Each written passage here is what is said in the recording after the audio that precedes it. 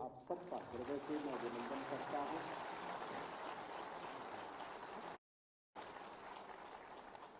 आप सबको मैं बधाई देता हूं। आपके परिवार के सदस्यों को भी मैं इसके लिए हृदय से बधाई देता हूं। एक बड़ा दायित्व आप सबके ऊपर आज के बाद से प्रारंभ हुआ है। हम सब जानते हैं कि प्रधानमंत्री मोदी जी ने आंगनवाड़ी कार्यकर्तियों को यशोदा मां के रूप में संबोधित किया। इतना बड़ा संबोधन।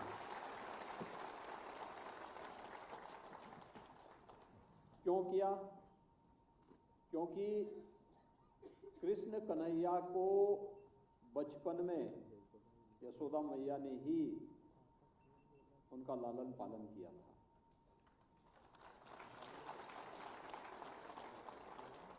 देवकी के गर्भ से, मां देवकी के गर्भ से कृष्ण कन्हैया ने जन्म जरूर लिया, लेकिन उस समय के देवयोग से उन्हें यशोदा मैया के पास पहुंचना पड़ा था और फिर यशोदा मैया ने ही उनके बचपन को पालन पोषण करके उन्हें इस योग्य बनाया कि वह इस दुनिया के पालनहार बन गए। आप सोचिए कि एक यशोदा मैया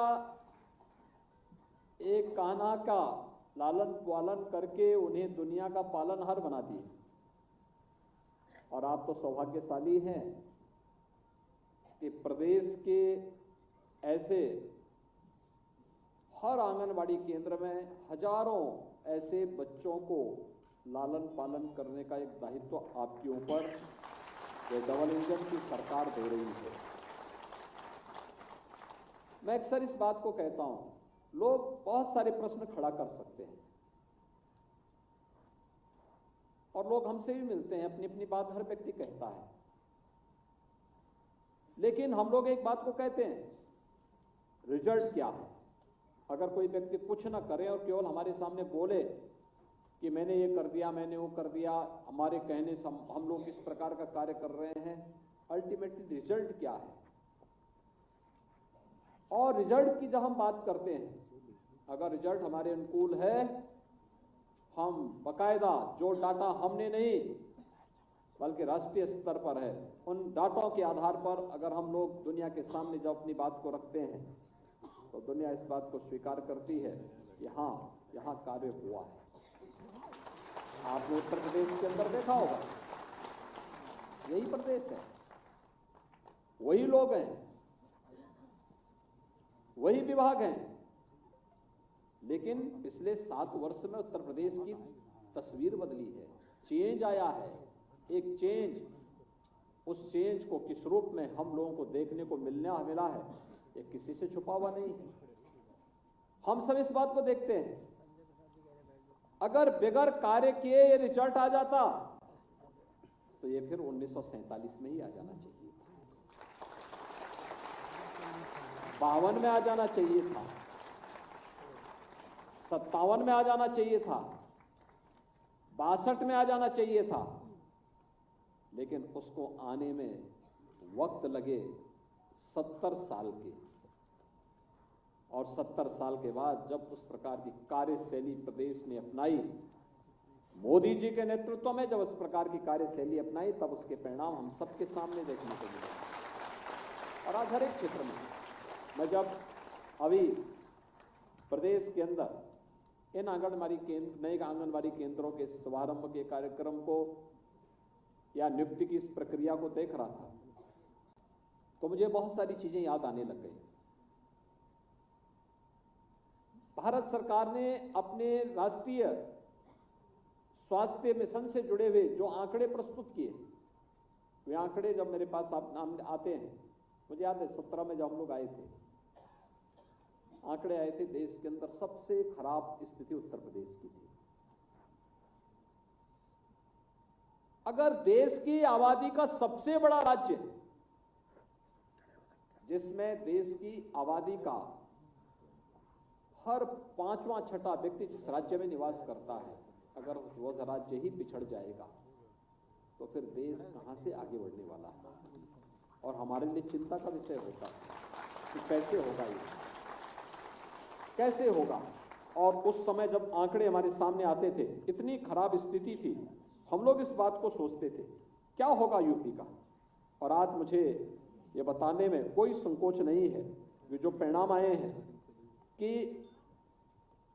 राष्ट्रीय परिवार स्वास्थ्य सर्वे का NFHS के जो रिपोर्ट आई है 15-16 की तुलना में 19 से 21 के बीच में बच्चों में एनीमिया के स्तर में 5.1%, स्टंटिंग में 6.6%, अल्प वजन में 7.4% और सूखापन में 0.6% का सुधार हुआ है।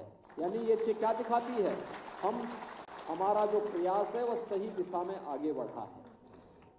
यह तो पहले 2 वर्ष का है और अगर पिछले 7 वर्ष का हम जोड़ेंगे तो यह नेशनल एवरेज के बराबर चल रहा है। नेशनल एवरेज और उसमें तो नेशनल एवरेज के भी आगे बढ़ रहा है।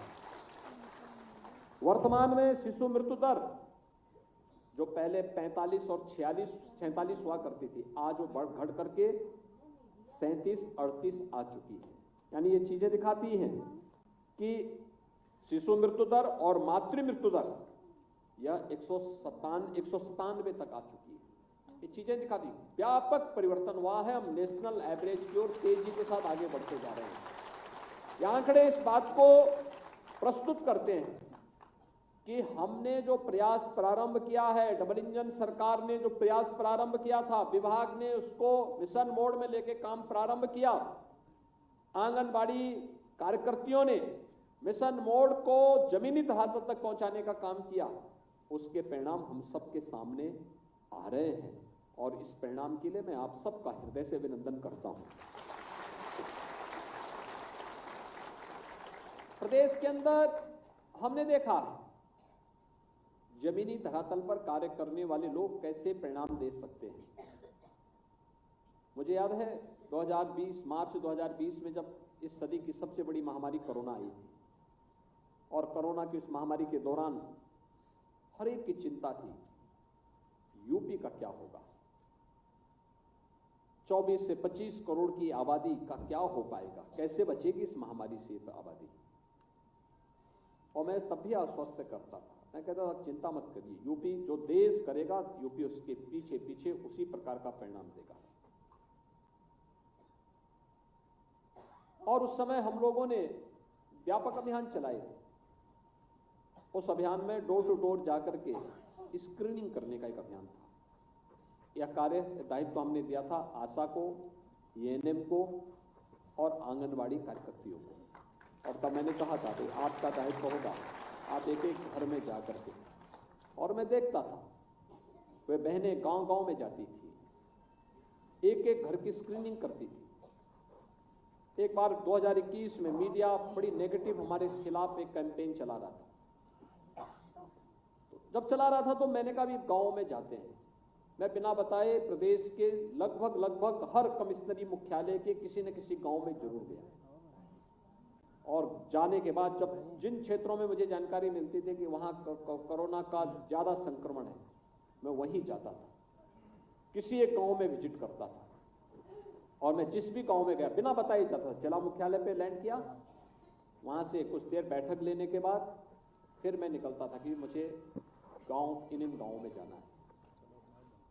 प्रशासन को तात्कालिक रूप से कहते थे, प्रशासन के लोग साहब अचानक आप बता रहे हैं, हमें बहुत सारी तैयारी करनी है। मैंने कहा देखो आपको कोई तैयारी स्पेशल नहीं करनी है, केवल मुझे उस गांव तक ले जाने की व्यवस्था कर दो।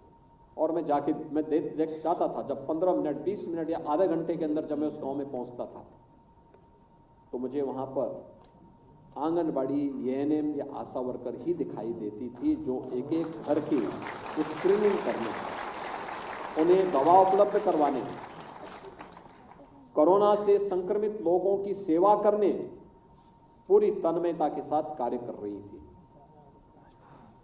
यह कोरोना महामारी के दौरान हम लोगों ने अपनी आंखों से देखा। और उससे पहले तो उत्तर प्रदेश ने सफलतापूर्वक इंसेफ्लाइटिस जैसी 40 वर्ष से प्रदेश में और खासतौर पर पूर्वी उत्तर प्रदेश में 1 से 15 वर्ष तक के बच्चों पे कहर ढाने वाली इस महामारी को पूरी तरह समाप्त करने में फील्ड लेवल के हमारे जितने भी इस प्रकार के वर्कर हैं, इन लोगों ने, इनके प्रयास से मोदी जी के नेतृत्व में हम लोगों ने सफलता प्राप्त की। जिस बीमारी से प्रतिवर्ष 1200 से 1500 बच्चों की मौत होती थी, आज मैं कह सकता हूं कि उस बीमारी को हम लोगों ने पूरी तरह नियंत्रित कर लिया है। अब इंसेफ्लाइटिस से कोई मौत उत्तर प्रदेश के अंदर नहीं होगी। ये सफल मॉडल है यूपी का, और मैं धन्यवाद दूंगा उन सभी संस्थाओं को जिन लोगों ने हमारे साथ सहयोग करके इस महामारी से यूपी के बच्चों को बचाने का काम किया। ये बड़ा दायित्व आपके ऊपर रहा नहीं जा रहा है, ये बड़ा दायित्व आपके ऊपर है। धात्री महिलाओं के लिए, नवजात शिशुओं के लिए, कुंवारी कन्याओं के लिए, बचपन को बचाने के लिए जो अभियान चल रहा है, उनके पोषण के लिए जो अभियान चल रहा है, और पोषण के साथ साथ आंगनबाड़ी केंद्र के माध्यम से उन बच्चों के प्रशिक्षण का, उनको एक साथ अनेक रचनात्मक अभियान के साथ जोड़ने का एक बड़ा कार्यक्रम, बड़ा दायित्व आपके ऊपर है। और उस बड़ा दायित्व के लिए एक और प्रदेश ने जो अभियान प्रारंभ किया है, केंद्र और राज्य की सरकार आंगनबाड़ी केंद्रों के पास उनका अपना भवन हो। आज 1459 ऐसे आंगनबाड़ी केंद्रों के भवन का शिलान्यास भी हो रहा है।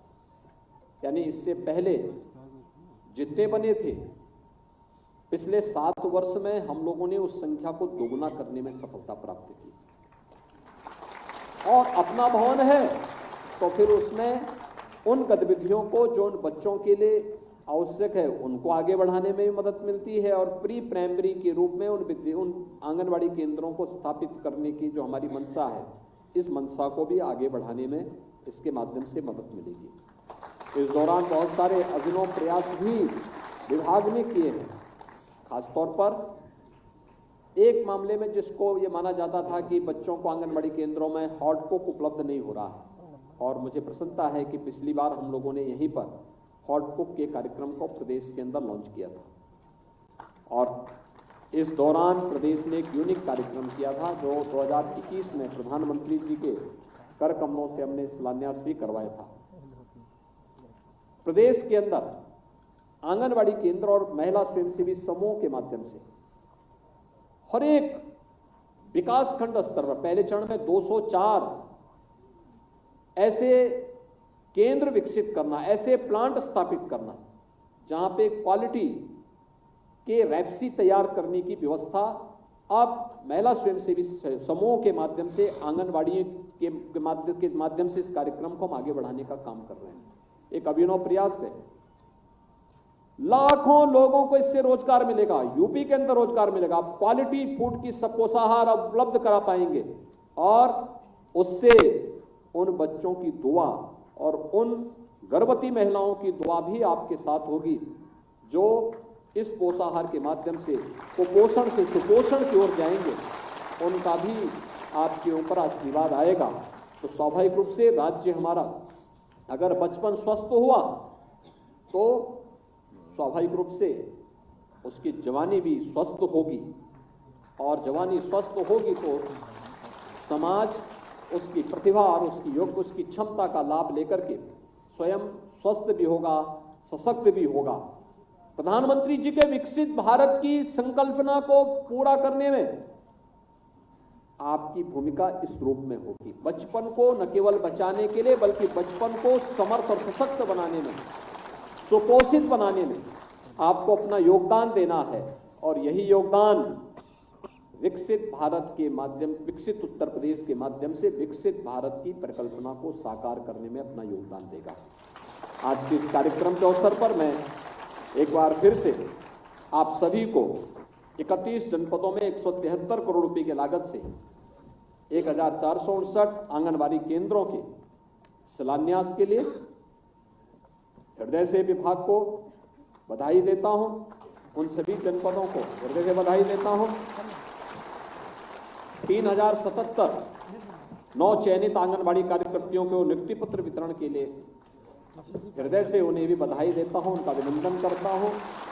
महिला और बाल विकास विभाग का हिस्सा बनने के लिए उनका मैं अभिनंदन करता हूं और विश्वास व्यक्त करता हूं कि वे सभी लोग पूरी तन्मयता के साथ लग करके परिणाम पर ध्यान देंगे। जैसे मैंने आपको बताया, कोई क्या कहता है इसकी चिंता नहीं करनी, चिंता रिजल्ट पर करनी है, रिजल्ट। और अंततः आपका रिजल्ट ही आपको इस योग्य बताएगा कि आपको किस रूप में क्रमिक रूप से आगे बढ़ करके इस विभाग को और भी समुन्नत और सशक्त बनाना है। उसी पर हम सबको फोकस करना होगा। मैं एक बार फिर से आप सबको हृदय से बधाई देता हूं, अपनी शुभकामनाएं देता हूं। धन्यवाद। जय हिंद।